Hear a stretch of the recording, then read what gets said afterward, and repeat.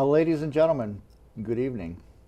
My name is Tom Mountain. I am the former spokesperson for the Newton Taxpayers Association, and I've been associated with them for a very, very long time. Many of you will remember my columns in the Newton tab dealing specifically with fiscal issues pertaining to Newton, and I did it for a very long time. Twice, actually, two different eras. First time for 7 years, at which point I was kicked out. Second time for 2 years, and then I was kicked out again. But such is life in the grand city of Newton. The Newton Taxpayers Association is one of the oldest, most important citizens taxpayers groups in the Commonwealth of Massachusetts. And it started specifically in the late 70s when taxes were completely out of control, and especially pertaining to property taxes. Those of you who are old-timers, who have been here for a long time, may remember how your property taxes would increase dramatically year after year after year. And then a group of people came together and they decided to form what was called Citizens for Limited Taxation with various affiliates across the state. And they tackled a very important issue, and that was property taxes. And in that, they came up with what was called Proposition 2.5. Now, Proposition 2.5 was a very simple formula which limited property tax increases to 2.5% of the total value per year, per cycle. Prior to that, property taxes would go through the roof. Because of that initiative, which was begun in Newton by people like Sam Robbins, Len Mead, Al Mandel, only one of whom is still with us today, Len Mead. Because of that, you as a taxpayer, as a citizen of Newton, if you've lived here for a while, have saved hundreds of thousands of dollars over the years. And it had its beginning with the Newton Taxpayers Association. And I've been asked to, and I'm very proud to, introduce my dear friend and special colleague, Dr. Randy Bach, who is the new president of the Newton Taxpayers Association. And Dr. Bach is really taking on a grand tradition of even as a medical doctor, of more or less being the head of the financial watchdog group for the city of Newton. And we have to stress that this organization, it's apolitical, it's non-political, it's open to all. It just doesn't include Republicans, conservatives, but it includes anyone and everyone who gets up in the morning, goes to work, and has to pay those neat little tax bills that you get every year, or quarterly rather, from the city of Newton. So without further ado, Dr. Bach, thank you and welcome. And this is your show, and this is your organization, and I am just really the warm-up act, but I'm very glad and pleased to be here with you today. Well, thank you so much. I appreciate the warm and friendly introduction, and I'd like to conversely introduce Tom Mountain as somebody that I was, I guess, unilaterally associated with when I first came to Newton. I've been in Newton since 1999, and I would pick up the Newton tab, or it would, I guess, arrive at my door, and I oftentimes was very pleased to find a contrary voice, an interesting voice, somebody who would take on challenges and say what he had to say and think bravely, and that was one Tom Mountain. And I read Tom way long before I ever met him, and so it's been my privilege to get to know him personally. And he is the man, he is the mountain. He is very much, has the imposing aspect of his name, and he's also has some attributes. He's not movable. He's not kind of like budgeable on principle, so that he has the integrity that the city has needed in its philosophic arguments oftentimes. I don't think he's writing currently for local papers, but I know he's written for the Boston Herald and the Jewish Advocate as well. So I'm honored to have him, and he's clearly a broad historian of Newton, and we benefit from that. It's without our history, it makes it much harder to know where next we should be going. So that's my pleasure to have him as a guest, in a sense as a host, because his experience with the Newton Taxpayers Association is longer than mine. I was tapped to be the president of the Newton Taxpayers Association only a few months ago, and it's a role I took up with pleasure, and we have a mission to be the watchdog for you. In our title, we have Newton, we got taxpayers, we have association. So it's likely you fall into at least two of those right now. You're probably in Newton, and no doubt you're a taxpayer, one level or another. If you own property, you are a taxpayer to the city of Newton, and very likely in all other aspects you pay various fees to the city of Newton as well, your excise taxes and so forth. So taxes is something that unite us in our responsibility. And I was listening to a writer artist the other day, and he was saying that almost every great work of art is done under constraint. If you're just left with a canvas and you have some paint and have at it, the results are unless your last name is unless you're named Jackson Pollock, you're probably not going to be able to sell the results. You oftentimes do better with various constraints. I want you to paint something from your childhood involving these three people, and I want it to be anyway. We work better with constraint, and I bring that up because it's through the Newton Taxpayers Association that the city of Newton will learn to be far more creative and frugal with their money, your money, our money, with constraint. And it's through the watchdog organization of the Newton Taxpayers Association, which, again, we would be welcoming the third part of the word, your association with us, that we will be able to affect a greater, use of the funds at hand. Money's not infinite. If you have infinite money at home, then why don't send a check to the city of Newton. We can terminate this show right now. But if there are no infinite donors out there to take up your responsibilities, this is your money, and you're paying for it, and you should be aware and alert how it gets spent. So that's just kind of my introduction. I have a second point I want to get to a little bit later, which is what are the effects when city taxes go up, or taxes in general go up. And I think Tom has a broad perspective, and we can touch on some of that in a little bit. But Randy, just getting back to Proposition 2.5, this was such a momentous accomplishment because it was a citizens movement which capped property taxes.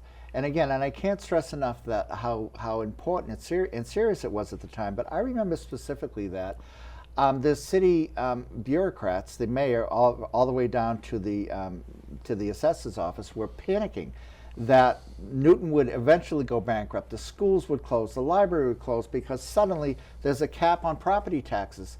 Well, all that meant was that Newton had to work within the budget and work within the constraints that we gave them. There was still plenty of money coming in with the 2.5% of your property taxes. Yep. But it was just that we weren't going to let you go to 5, 10%, or just go across the board. And because of that, Newton was forced, as every community in the Commonwealth was, to stay within these constraints.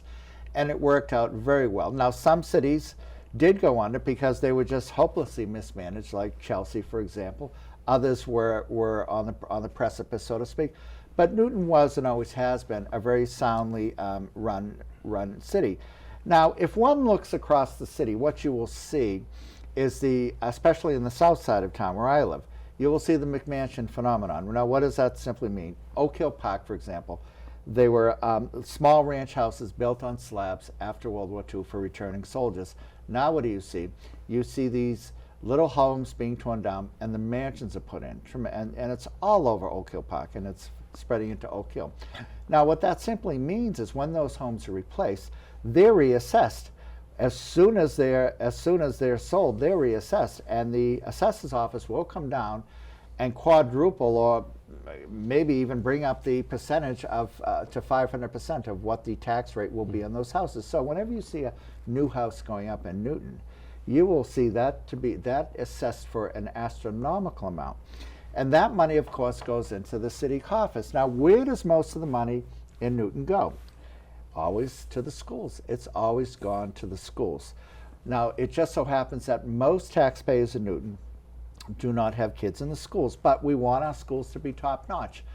But the Newton School Department, and too often the city council believes that the more you pay, the school department, then the better the students will be. Well, that's not true. I mean, we can go through any type of evidence across the Commonwealth to say that that's not true, but nevertheless, they still do. Now, when I was writing for the tab, I had in one of my columns, we used to focus on yearly the amount of personnel in the school department that would make over $100,000 a year, and it wasn't a lot. It was maybe 20 people. The first was the superintendent of schools.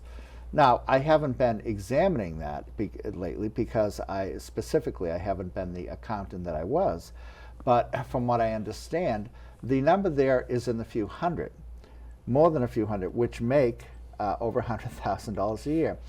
And that's not including those who made over $90,000. So I used to make up the list saying, this is where your money's going to. Now, obviously, principals should make a decent salary, et cetera, et cetera.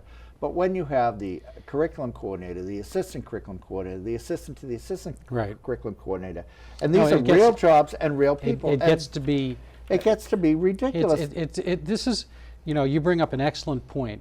I ran Bill Heck's campaign for mayor in 2009, so I was had my finger on some of these data at that time. Just as interesting anecdote, you mentioned principals of schools, and there are principals that we're talking about as well. I was at a party in that election year, and unknown to the other people at the party was that I was working on this campaign. And one person at the party was literally a principal at one of the Newton schools at the time.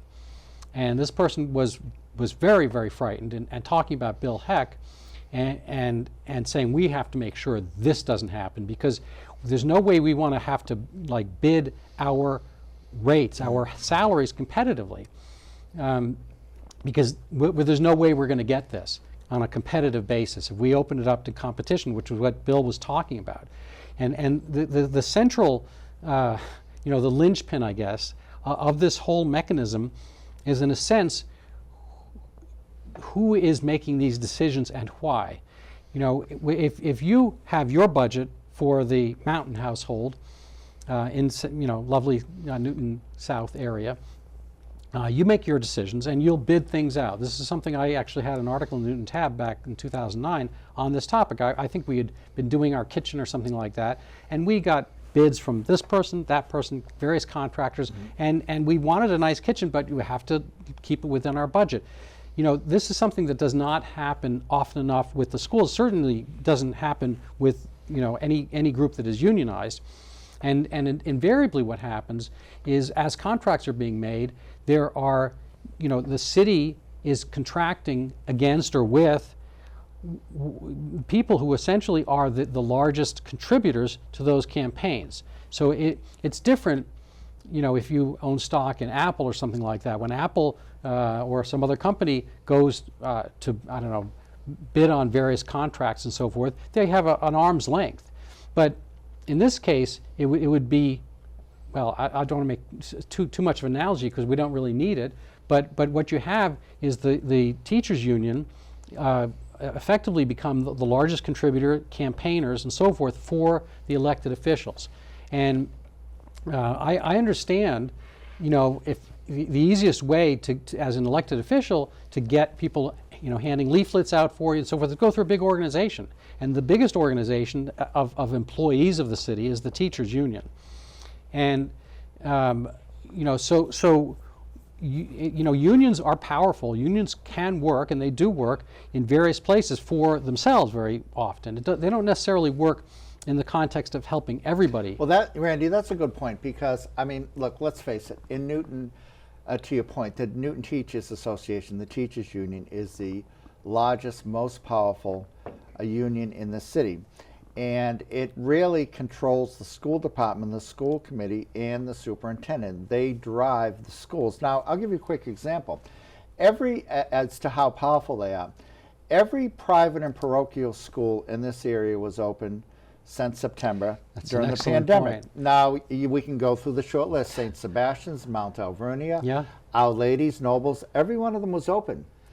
But we have Mount Alvernia School on Center Street, which was open since September for classroom teaching.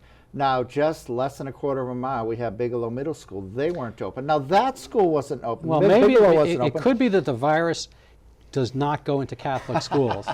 But Mount Alvernia was. So the point is, the Newton teachers didn't want their teachers to No, be back in schools. And here's really the premise that people have to understand. A teachers union is there to enact to get as high a salaries as possible for their teachers for as little work as possible. And they succeed brilliantly in it. And they're really ruthless Right. about it. I mean, to the point where they weren't satisfied with what was happening with to his credit, the superintendent Fleischman last September really didn't want the kids to be out of school from what I saw and understood. However, the Newton Teachers Association did. So they basically called for him to be fired and to resign, which was totally absurd. But, and again, here's where the Newton Taxpayers Association comes in. We're at odds with them and we fight against them when the teachers union, and we have for a very long time. Because if we let them run amok, which they have, then this is the result that you will see, where your kids have been more or less staying at home probably about 10 months longer than they should have. They should have been back in school in September, but they weren't. Now, bear in mind also, not just the teachers union, but during this whole shutdown, what were all these school administrators doing when the kids weren't in school? What were they doing? Why were they getting paid the enormous salaries that they are? And I'm not talking 90 or 80,000. I'm talking about 200,000, including the superintendent, 300,000. I'm talking enormous salaries for these people to sit in this bloated bureaucracy in West Newton at the education No, center. that's an excellent point. I mean, the number of salaries, it's not just the amount of salary, it's the number of people in a school. I went to the lyrically named PS 81 in New York City growing up, and that's Public School 81. And we had teachers, I think there were maybe 30 kids per class, and I remember the list of employees. Pretty much there was the school nurse, a secretary for the principal, and the teachers. Right. And That's all you had. yeah, and that's what we had. That's all we all had, Randy, back Right. then, back in the 60s and 70s. My kids went through Newton Public Schools from pretty much start to finish, elementary, middle, and high school, graduating each of them from Newton North. And my lovely wife, Lynn LeBlanc, was the head of the PTO for many years. But the number of individuals employed at the schools is just incredible. I would recommend, if you get the kind of the yearbook, or sometimes there are leaflets at the beginning of the year, or you just go to their websites and look at the number of employees. And again, Randy, I will stress again and again, and when we had the shutdown, they were all paid their full salaries for being at home, for not coming in. They Right. were all paid. Yeah, and some of them are there as kind of chaperone aspects. right. And it's like, what needs to be done? Especially, now bear in mind, the special ed department of the Newton schools, they focus on individual students. Now, when you had the Zoom thing for such a long time, they weren't really interacting with the students, but they're still paid their salaries, and everything adds up. Now, bear in mind, when you drive around Newton, what do you notice? As soon as you enter the city limits, bang, bang, bump, bump, bump, bump, bump. I mean, you're lucky you don't blow a tire or you don't ruin your muffler. The streets are horrible.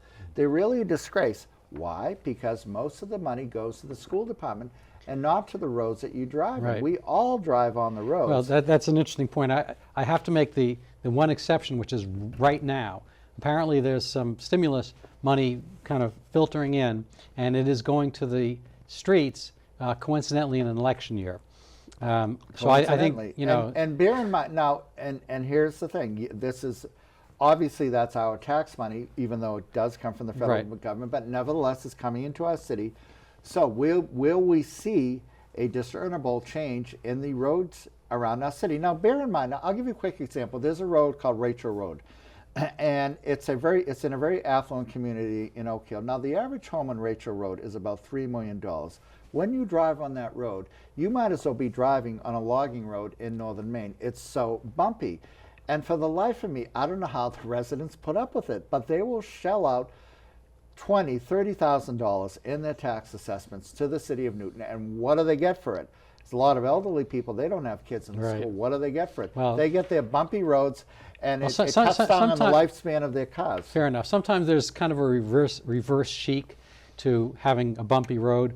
It keeps people from using that street. I understand it's that. kind of the speed bump principle, and a lot of people are just as happy not having you shortcut your way through a place. But without getting too particular about these things, I'll just bring up my favorite road issue. We can just, before we move on to bigger issues, but I guess it's right near Albemarle Field, which is I think Russell Halloran Field as well.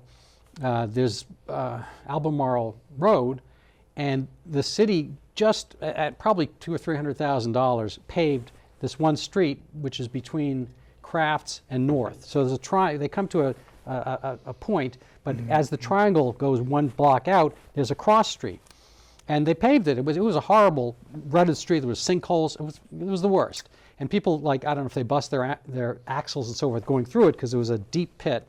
And I was like, oh, great. So they took the time, they totally re-graveled and graded and so forth, and boom, boom, boom, the road's perfectly finished. And then right as soon as it's done, they put up these Jersey barriers, and they put a do not enter. It's a one-way street going that way, and they put barriers right at the entrance. I think because they wanted to, they kind of wanted to circulate your traffic differently, so forth. Fine. So they want to close that street, and they want you to go to the main intersection with the big light and the left arrow. But why'd you have to pour $300,000 into fixing it if you're just going to close it? I mean, it could have been just as closed as an ugly street as your Rachel Road example. My favorite anecdote is I live in the south side of town, and coming from West Roxbury, the city of Boston, as soon as I get near the cemeteries on Dedham Street, I have to slow down because I'm getting into Newton, and the road is so bumpy after coming out of the city of Boston, right. Going past their wonderful, pristine city parks, and then on the roads, et cetera, et cetera. Right. Another quick anecdote. On Parker Street, at the junction of Route 9, that street had been a free-flowing street all the way to Newton Center for generations. No traffic lights, but the city spent a small fortune putting in traffic lights on Parker Street. And there was never any traffic, never any lines. But now, in the morning and in the afternoon, on Parker Street and Route 9, you will see traffic jams that go back a mile in each direction. Right. And the problem is, you have two middle schools and a high school getting out and starting school at the same time. So my point being is that the city will spend money on really dumb things that don't work and actually are counterproductive. Well, sometimes counterproductive is the real reason.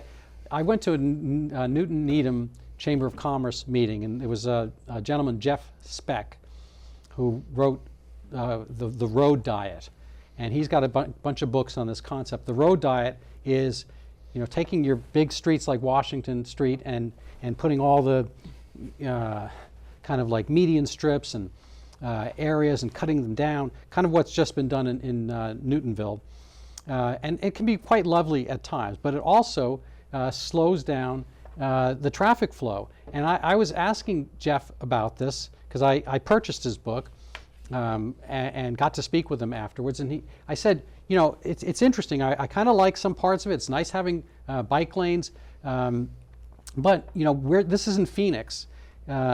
Or where you have the big boulevards, where you have huge wide roads, a road like 2 or 3 times the width of ours. These are older roads and so forth, so only have a certain budget, again getting back to budgets and so forth, and constraints. And I said what happens is that you've taken away this extra lane, so everyone winds up kind of like the elephants at the circus, right up against each other. So right now we're heading, for instance, Walnut Street into Newtonville, where the new building is, the Trio, and everyone's there. And I said, what happens is you wind up having a pulse where only like 6 cars can get through because they're all lined up. Exactly. And this isn't the Newton Drivers Association, but the concept is the same. That is, so this is a killer for you. He said, yes, I know that. I know it's going to take extra time, and I know people are going to have more traffic jams, and I know they're going to be backed up. I'm like, well, why do you do it? He says, that's what we want to do.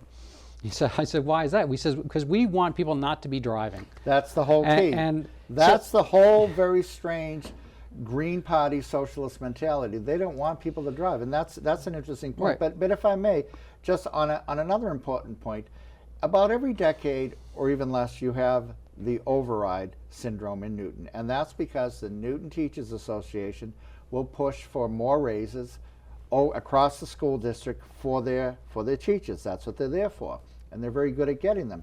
Sometimes they get the override, sometimes they don't.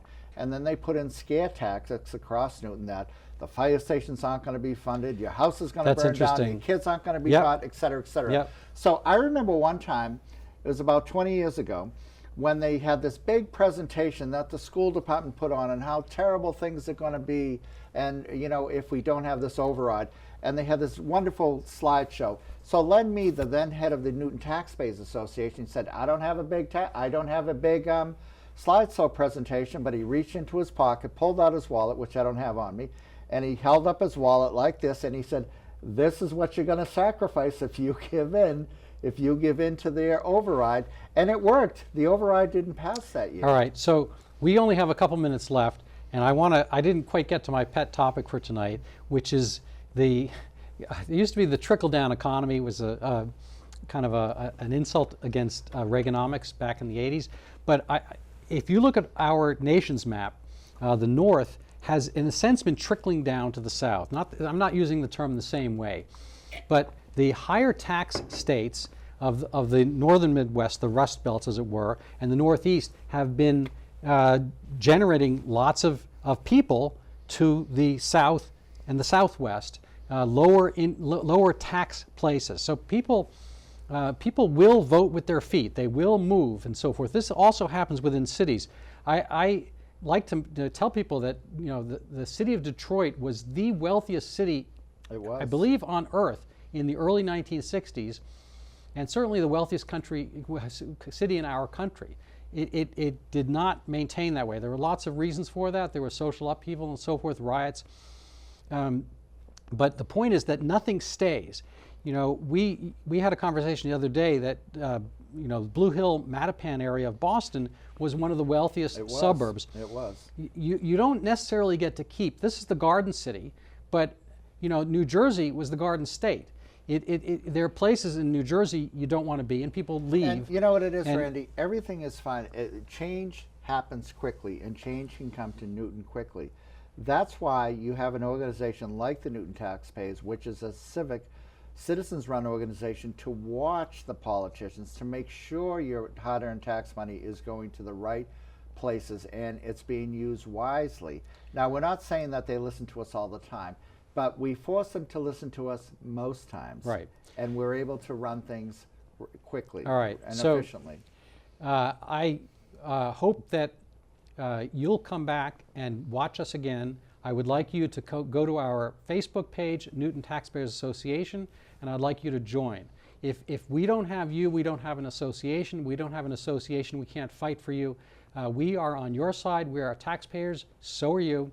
And please join us. Please thank Tom for being with us, and lend us your support. We're going to need your money, some money, so that you don't spend more later on. Just for operating expenses. Yeah, and we're going to use it well. You can count on that, and we're going to try to get our message out. So if you'd like to get this message out, we can maybe promote this video on Facebook and other social media, but we need some funding to do it, and by that means we will be able to save you further money down the road. And we're going to keep everyone honest, and frankly, everybody's going to do better with some constraints and restraints on their spending. So, and when you pay your quarterly tax bill, which I believe is due very soon, if not sooner, just realize that it would have been a lot higher were it not for the Newton Taxpayers Association. Trust us on that. Thank you, folks.